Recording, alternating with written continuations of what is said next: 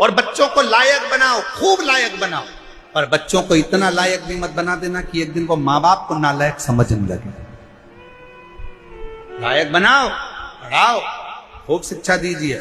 और जिस दिन बेटा कहने लगे पापा तुम्हें कुछ नहीं आता, मम्मी चुप बैठी रहो, पापा तुम बड़बड़ मत करो, चुप बैठे रहो, समझ लेना तुम्हारी शिक्षा किसी काम की नहीं है। तुमने शिक्षा तो दी पर शिक्षा के साथ में संस्कार देना भूल गए थे।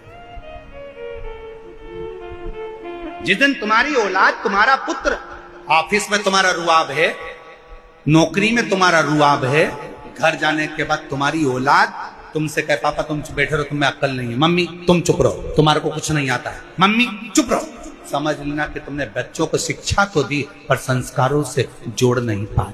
तुम बच्चों को लायक तो बना दिया और उसने तुमको नालायक समझ लिया। इसलिए याद रखना, अपने बुढ़ापे को सुधारने के लिए अपनी औलादों के सामने तुम्हारी पत्नी भले 8वीं फेल है पर बच्चों से हमेशा कहना कि तेरी माँ के बराबर कोई दुनिया में समझदार नहीं है, और अपने बच्चों के सामने कहना कि तेरे बाप के जैसा दुनिया में कोई समझदार नहीं है। अपने औलाद के सामने अपनी पत्नी का सम्मान करो, अपनी औलाद के सामने अपने पति का सम्मान करो। अगर आज पत्नी अपने पति को बच्चों के सामने कहेगी तेरे बाप में तो अकल ही नहीं है, तेरे बाप में तो अकल नहीं है, तो बच्चा भी वही सीखेगा। और बाप बोलेगा तेरी माँ में तो अकल नहीं है, तेरी माँ में तो अकल नहीं है, तो बच्चा भी वही सीखेगा। और एक दिन जब बच्चा बड़ा होगा तो माँ बाप दोनों को चुप करना चाहेगा।